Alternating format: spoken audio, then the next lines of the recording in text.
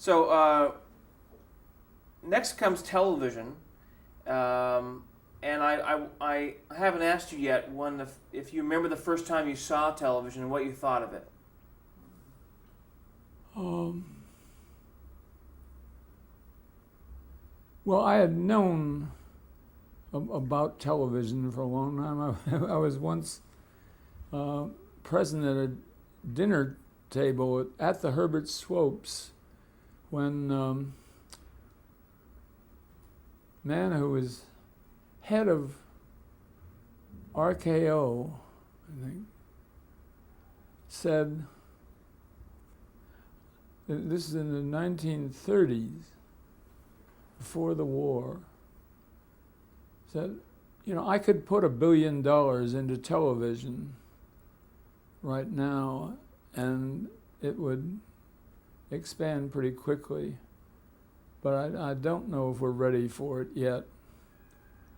And actually, because of the war and other things, it was another decade before it really started.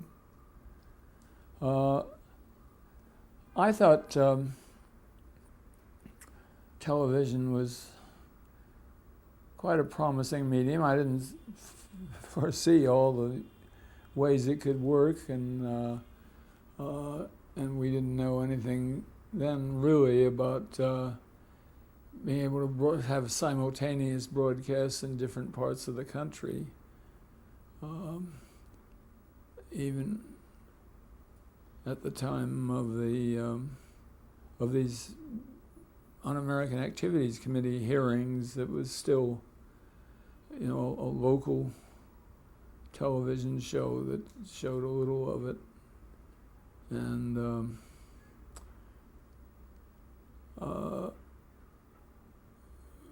but most of the work in which I got at all involved was films made for television.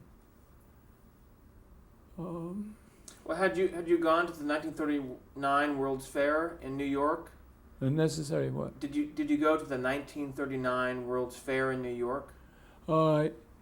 Yes, I think there was an exhibition of it. By RCA, David Sarnoff had introduced television. It was Sarnoff I was talking about. I couldn't remember. It was. I said RKO. I meant RCA. It was Sarnoff who said I could put $1 billion into television. This was some years before the World's Fair. I was impressed partly by the I, first person singular. And that's David Sarnoff, General David Sarnoff, who was the chairman of RCA and who later created NBC network. Yeah. So how did you come to write for television? Well, I started writing this book in Mexico, and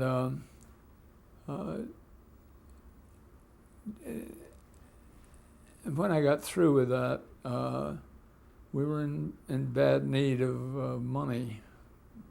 And just about that time, a woman named Hannah Weinstein, who had been, to my knowledge, the executive secretary of a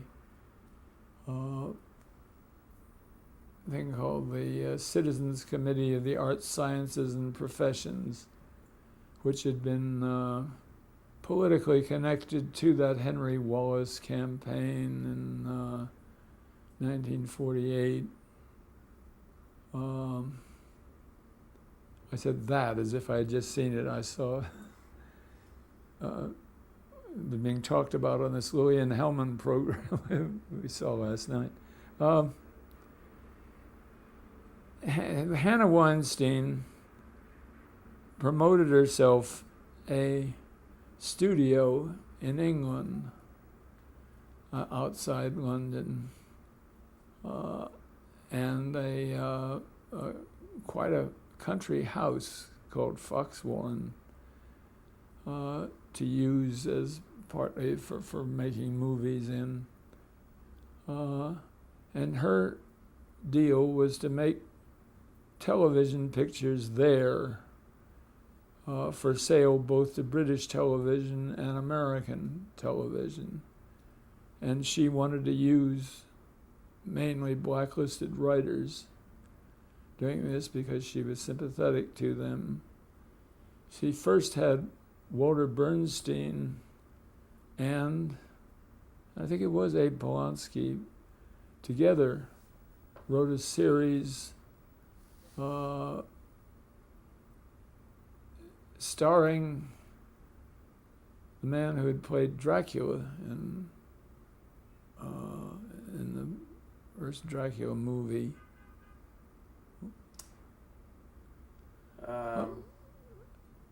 But in this series, he played a Scotland Yard officer, inspector, somebody. Well, so Hannah Weinstein was a producer. Well, she was really just starting as a producer. She got some backing. I don't know quite how, from whom, and she did produce this one television series, which Abe and Walter did, which was a fairly successful, but it wasn't renewed. And then they got involved in something else, that series You Were Here, the historical series. But she decided she wanted to do a series about Robin Hood. And she approached Ian Hunter and me about doing a pilot film. And now, was she American? yes. And so She was American. And I don't know. She found it was cheaper to produce films in England than in America. And somebody was backing her, I think, with some who had money. And as I say, this one series she did was sold successfully for 1 year to a network here, and that gave her more money to go on.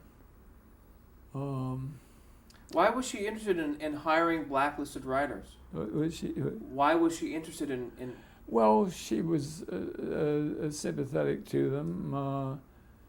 She was quite to the left herself, and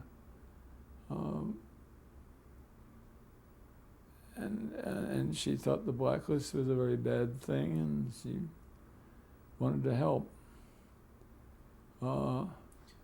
She also thought there were some good writers among us, and that she could use. Who needed jobs? So the first show that you wrote for was called The Adventures of Robin Hood. Now the subject appealed to us, because although we knew it was primarily for children, it could be borderline they get an adult audience too, and that there were many social issues you could deal with by going back to the 12th century and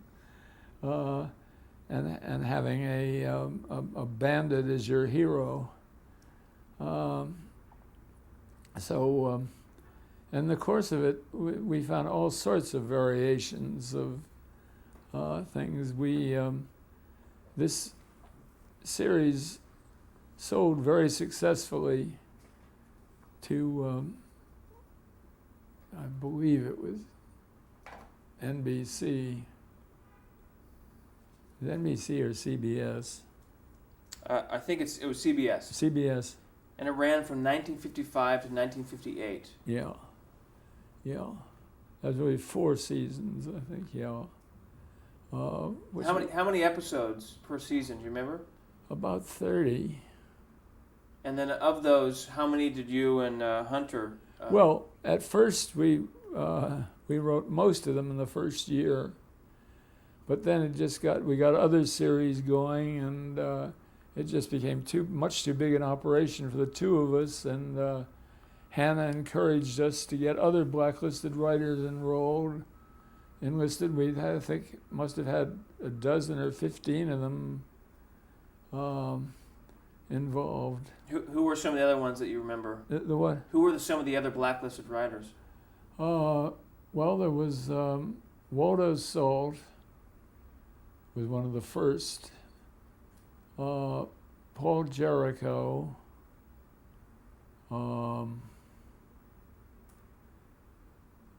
Robert Lees and Fred Rinaldo. And a number of others.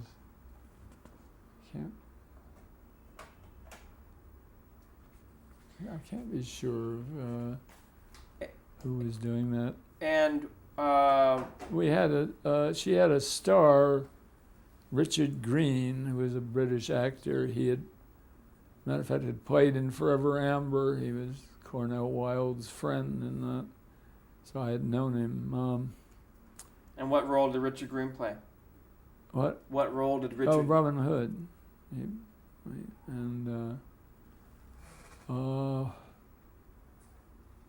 Bernadette O'Farrell. Bernadette O'Farrell was one of the other actors in Robin Hood. O'Farrell. No, you don't. And Patricia Driscoll. Driscoll? I don't remember. I have here that Bernadette O'Farrell played Maid Marian from 55 to 57. Yeah. And then Patricia Driscoll played her from 57 to 58. Oh. I didn't remember their names. But what was the pseudonym that you used? well, we couldn't use the way it worked was we got assumed names for receiving checks. You could open a bank account in that name, a savings account. If you open a checking account, you had to identify yourself in all sorts of ways, but you can open a savings account under any name. And you could also, Social Security allows writers to register pen names with their Social Security numbers. So we each had a steady name for checks. And but if you had the same name on more than a couple of scripts, then the executives at CBS or somewhere might want to see that writer. So we had to keep changing names. We didn't do it, actually. A fellow named Albert Rubin, who was Hannah's story editor and is now, I think, a vice president of the Writers Guild of America, thought up names and, in effect, used a different one on every script. Those pictures, incidentally, which ran somewhere around 25 minutes with commercials, cost, I remember, $30,000 to make, at least the first year of Robin Hood. And we got, I can't remember, it was, I think it started with $1,000 a script.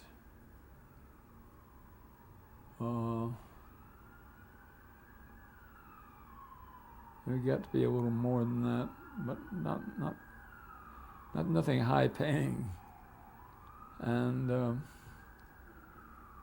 I don't know what Richard Green or the other actors got, but I know the total budget was $30,000. How did you get the material to the producers? Simply by mail. Hannah would have liked us to come over there and work, but although I had gotten a passport before we went to prison to go to Switzerland, now I couldn't get a passport, neither could Ian at first. After a few years, he was able to get one. And then in '58, there was a Supreme Court decision in the case of Rockwell Kent, which who'd been denied a passport saying that no one could be denied a passport. So I immediately went up. We lived on West End Avenue. I went up to Broadway, where there was a photographers that advertised passport pictures in the window. So I went in. I wanted to get a picture on my way to the passport bureau, and I said to the photographer there, "Could I get a picture today?" And he said, "No, tomorrow would be the earliest." And I said, "Oh, that's too bad." This was, of course, before film that's already, immediately developed. He said, "Well, if you wanted to take one of those pictures in a booth without a negative, you could do that, but you'll end up looking like a communist."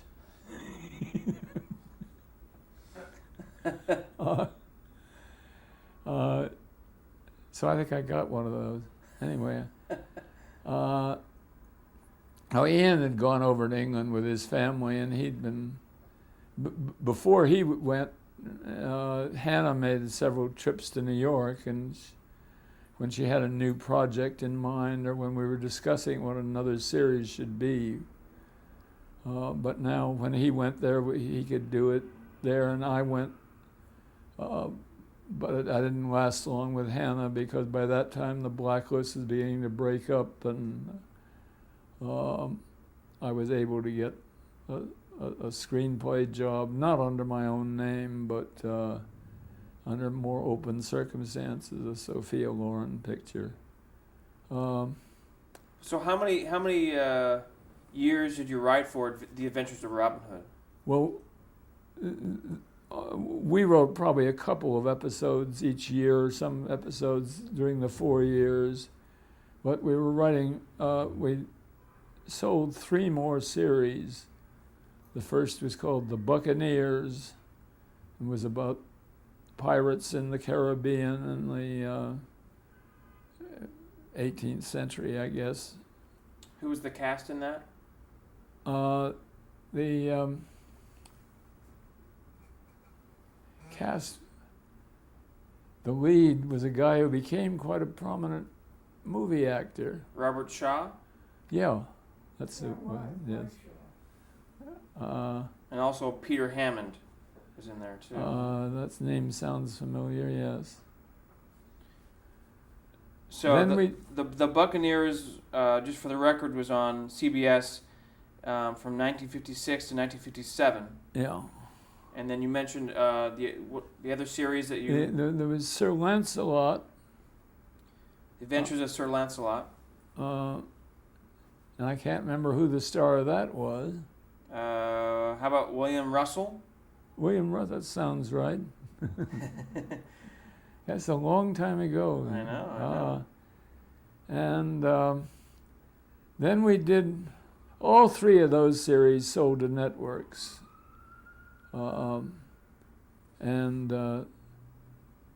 then we did one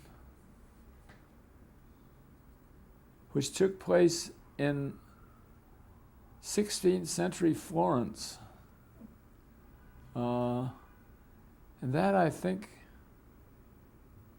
didn't sell as a series, the pilot, but some episodes of it sold and were syndicated. And we find the final one we worked on was called Four Just Men, which is from a book by Edgar Wallace. And that we wrote some episodes in, and some other blacklisted writers wrote episodes in. But that was more or less the end of our work for Hannah. So Hannah Weinstein produced all 4 of these TV shows. Yeah. How were the episodes assigned to the writer? Well, it became fairly loose. I think Al Rubin made a couple of trips over and here He was working in London with Hannah. As a writer? No, as a story editor. And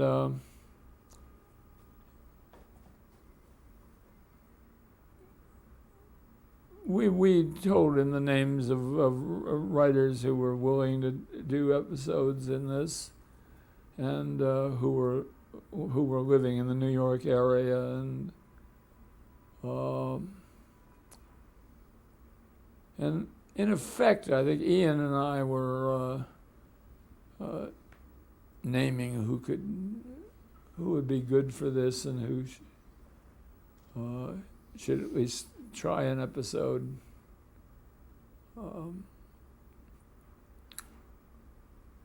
And were the shows popular? The Buccaneers and Lancelot were both fairly popular, not as much so as Robin Hood.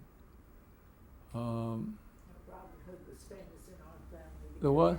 Robin Hood was very famous in our family because our youngest child knew all the words to the song and would sing it right along with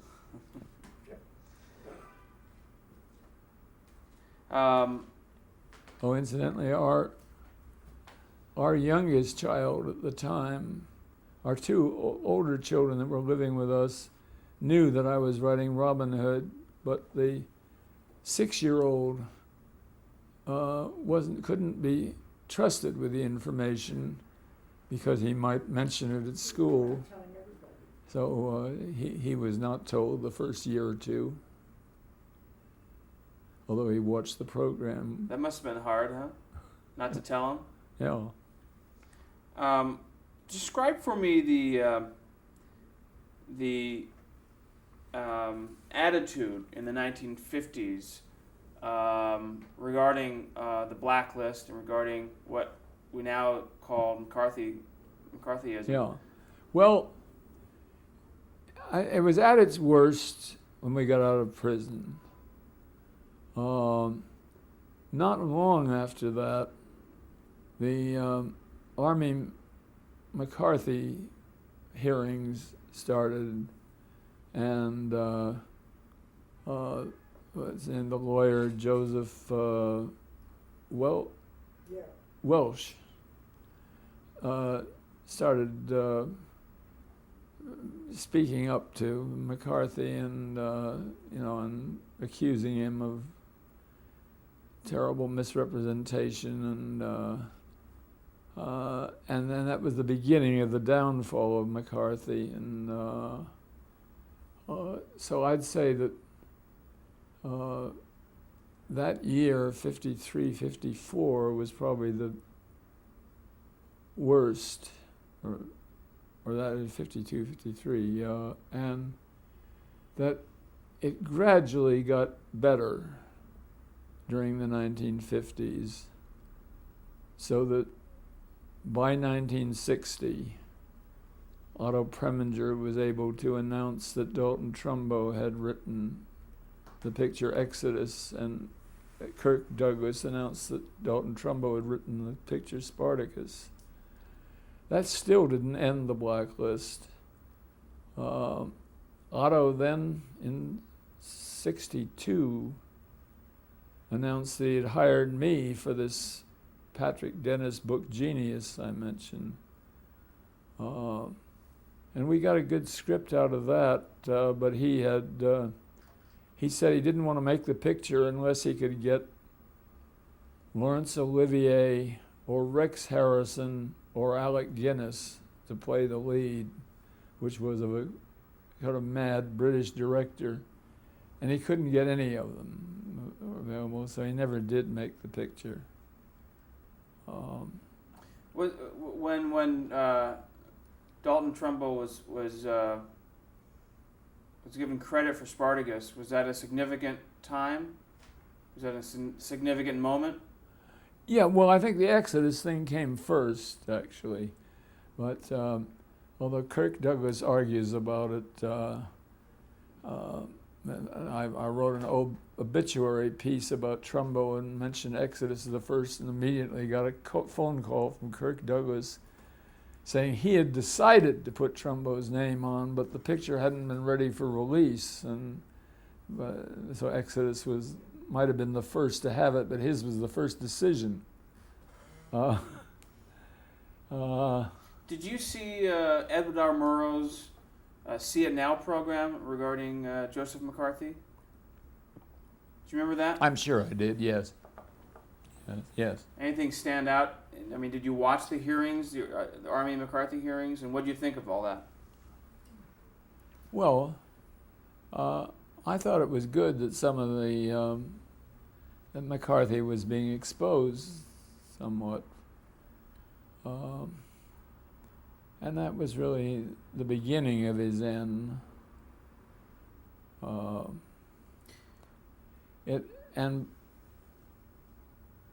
By the time, sometime during the 60s, it got even better, so that when I won a second Academy Award for MASH in 1970, there was more applause than there usually is for a writer's award. And I recognize this as a kind of evidence that the attitude among the elite of Hollywood, at least, had changed. Many of whom were scared to speak to us 15 years before were now treating it almost as an honor. And then, since then, developed even more in that direction, so that they had this 50th anniversary thing in '97, which was, almost everybody participating in. Well, you said afraid. Are